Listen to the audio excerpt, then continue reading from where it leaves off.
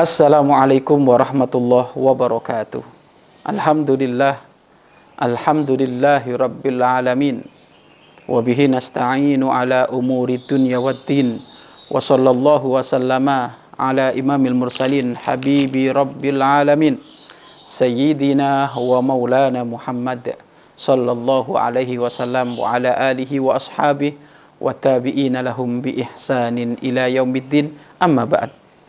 Sahabat-sahabat fillah yang dimuliakan oleh Allah Subhanahu wa taala, dalam memilih pasangan maka perhatikan akhlak dan agamanya. Jangan hanya memperhatikan kesenangan sesaat, karena itu akan berpengaruh dengan keindahan rumah tangga di masa yang akan datang.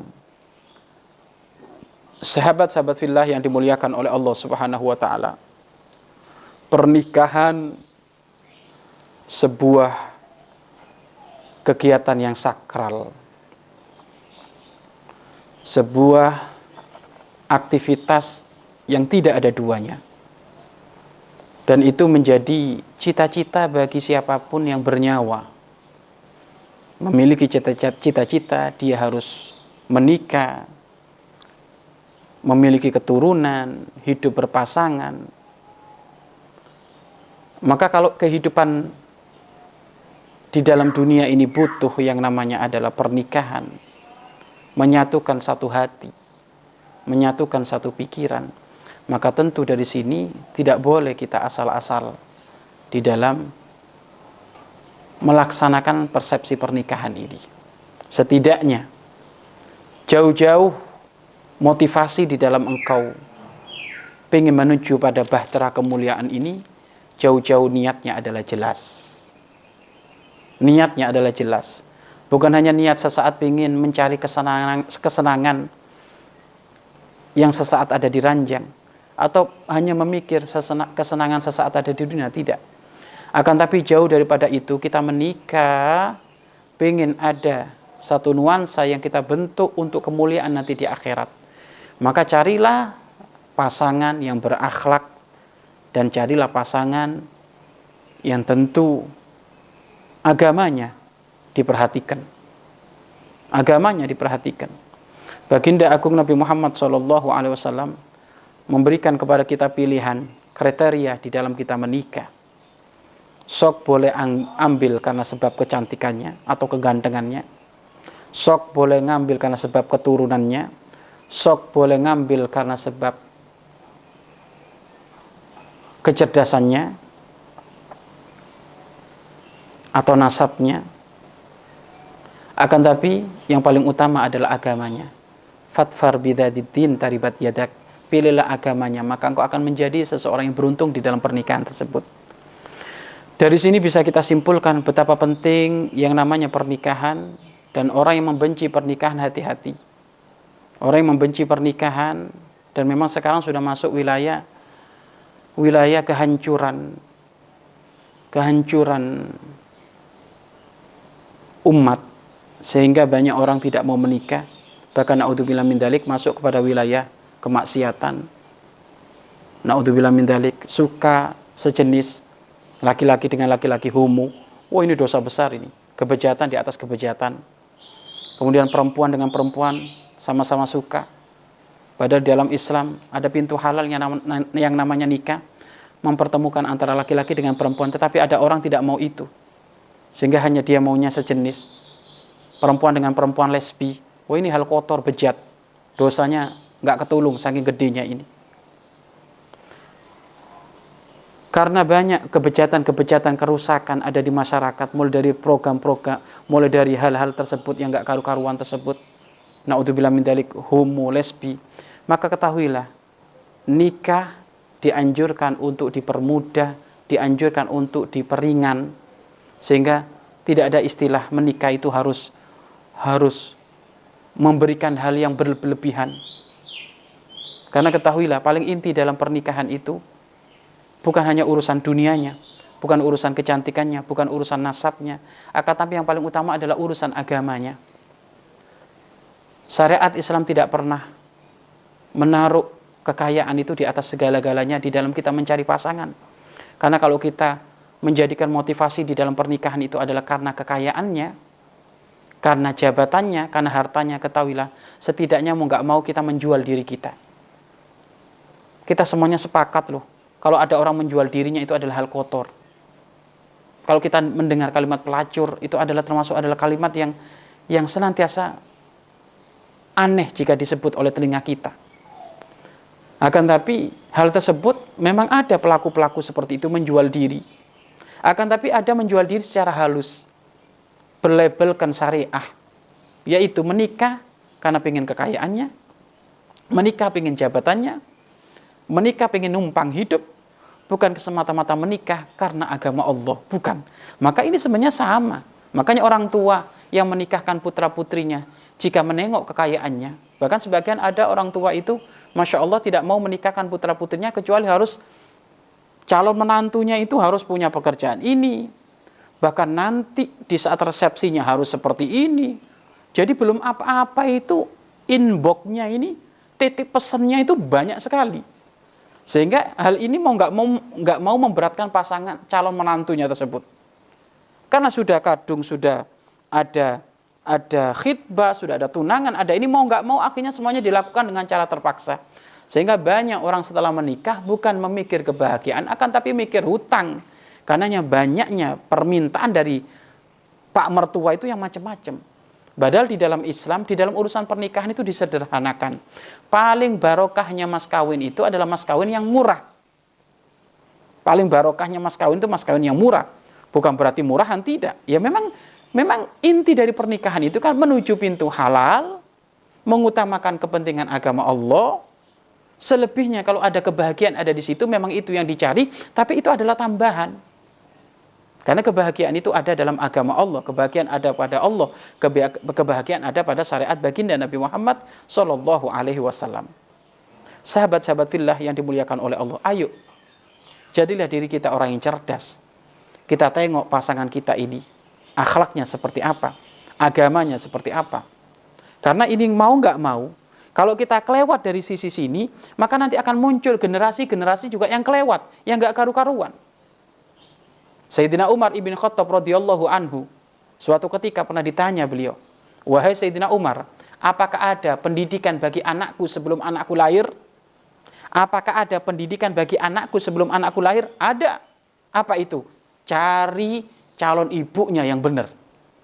Karena kalau bapaknya soleh, ibunya setengah soleh, ya muncul anak separuh-separuh. Setengah soleh, setengah bejat. Nah dari sini, ini penting kita ini. Menikah itu, nyari pasangan yang benar itu penting. Jangan hanya mencari kecantikan. Ketahuilah, seseorang yang menikah gara-gara kecantikan, setelah punya anak 2, 3, maka kecantikan itu memudar. Artinya apa? Yang ada adalah saat itu akhlaknya bagaimana, khidmahnya bagaimana. Maka benar apa yang disampaikan oleh para ulama, sebelum kamu menikah itu, di dalam mencari pasangan tolong melek. Melek itu apa? Melek itu ya kamu cari seorang perempuan yang benar-benar akan layak untuk menjadi anak dari ibu, anak akan menjadi ibu dari anak-anaknya. Maka yang melek, kalau mencari perempuan itu melek. Melek itu apa? Sifat-sifatnya yang jelas. Utamanya akhlaknya yang jelas. Diutamakan adalah urusan agamanya. Maka nanti muncul anak-anak yang hebat, soleh, soleha. Sahabat-sahabat fillah yang dimuliakan oleh Allah Subhanahu wa taala, jangan sampai pernikahan hanya urusan kesenangan di ranjang itu saja. Walaupun memang itu halal, tetapi niatnya bukan hanya itu. Niat di dalam pernikahan itu sangat banyak, sehingga banyak ulama membuat karya tulis, karya kitab 100 niat di dalam menikah. Niat ingin mengikuti sunnah Nabi, niat ingin menjaga kemaluan, niat ingin mencari nafkah yang halal, niat ini, niat itu, niat banyak. Maka jangan hanya satu niat, perbanyak dalam satu amal, perbanyak satu amal, hendaknya satu amal, tapi perbanyak niat di dalam kebaikan, maka Allah akan memberi pahala sesuai niat kita. Jadi ayo, kita mencari pasangan bukan karena materi. Akan tapi kita mencari pasangan karena akhlak, kita mencari pasangan karena agama. Kalau mencari pasangan karena materi, ketahuilah akan muncul ketidakharmonisan di dalam rumah tangga kita dalam masa yang akan datang. Hitung-hitungannya materi. Berarti sayangnya ya gara-gara ada materi. Perhatiannya gara-gara ada materi. Ya. Maka ada istilah wanita matre. Iya kan? Wanita matre karena ya hitung-hitungannya ngomongnya harus pakai matre. Materai. Ya kan gitu. Akhirnya juga nanti khidmatnya kepada suami juga pakai matre. Semuanya hitung-hitungan duit, loh, bahaya ini. Sehingga ada istilah abang disayang jika punya uang, abang ditendang jika duitnya nggak ada. Lalu ini nggak benar. Pernikahan itu mau ada duit nggak ada duit, ya saling menghormati, saling mencintai, saling menghormati, saling mencintai. Dan ketahuilah, jika seseorang menikah gara-gara agama, kok ternyata di saat menikah gara-gara agama kok tidak ada cinta, maka yang faham agama tidak akan mampu untuk berbuat zalim. Karena pendoliman yang dilakukan seseorang akan menghantarkan siksa Allah. Jadi kalau orang menikah itu sebab agama, atau menikah dengan orang yang faham tentang agama, andaikan tidak mencintai itu perempuan, maka si laki-laki ini tidak bakal zalim. Sekarang Masya Allah, banyak pernikahan 3 bulan sudah cerai. Banyak pernikahan setelah 3 bulan sudah main pukul, main bentak, main itu. Itu kenapa? Karena sebabnya ia menikah bukan mencari akhlak. Ia menikah bukan mencari agama. Ia menikah hanya mencari kesenangan, urusan syahwat. Maka setelah 3 bulan langsung dicerai, bahkan juga ditempeleng. Bahkan ada juga sekarang ini menikah gara-gara hanya pingin mengeluarkan dari agamanya. Ini sudah musim ini. Jadi dia menggait seorang perempuan dinikahin agar supaya dia keluar dari agamanya, dimurtadkan. Loh, ini bahaya ini. Makanya jangan asal-asalan. Bahkan ada satu fenomena di masyarakat sana itu menikah untuk memperbaiki keturunan. Memperbaiki keturunan itu bukan memperbaiki keturunan fisik, itu bukan. Memperbaiki keturunan itu memperbaiki turunan dalam urusan akhlak, adab. Sehingga sekarang banyak menikah dengan blasteran, blasteran Belanda, blasteran Amerika, blasteran ini, blasteran itu. Wah. Oke, tidak masalah memperbaiki keturunan, tetapi yang paling inti adalah memperbaiki keturunan itu dalam urusan akhlak, dalam urusan adab, bukan dalam urusan fisik. Allah itu tidak memandang fisik kita, Allah tidak memandang zahir kita, tapi Allah melihat hati kita dan amal kita. Apa artinya kita memperbaiki keturunan, punya anak, Masya Allah, cakep, ganteng, tapi bejatnya nggak karu-karuan. Inti di dalam kehidupan urusan pernikahan itu kan untuk memperbaiki hubungan kita kepada Allah dan juga memperbaiki hubungan kita dengan sama manusia. Lah kalau hanya mengejar urusan fisik, untuk kebaikan fisik itu saja, kalau nggak mikir akhlaknya rugi dong. Toh padahal hidup kita di dunia ini hanya sementara 60-70. Kita pengen di dalam pernikahan itu kita masuk surga bersama istri kita, di surga Allah yang paling tinggi bersama anak kita. Loh kalau sekarang hanya mikir baiknya keturunan dalam segi fisik, bagaimana kita akan masuk wilayah kemuliaan nanti di surga Allah? Nggak bisa. Maka dari sini ayo sahabat-sahabat fillah yang dimuliakan oleh Allah, pernikahan adalah satu fenomena yang sangat sakral, maka jangan asal-asal menuju sana kecuali ambil akhlaknya dari pasanganmu, ambil dalam urusan agama menjadi titik berat, titik poin untuk kamu menikahi dia, bukan karena yang lainnya. Adapun yang lainnya itu adalah tambahan. Untung-untung akhlaknya bagus, agamanya Masya Allah, kaya raya, cantik, ganteng. Nah ini untung-untung. Tetapi andaikan kalau harus memilih, pilihlah agamanya. Pilihlah akhlaknya. Fatfar bidadi tinta ribat yadak, maka engkau akan beruntung di dunia dan di akhirat. Wallahu a'lam bishawab.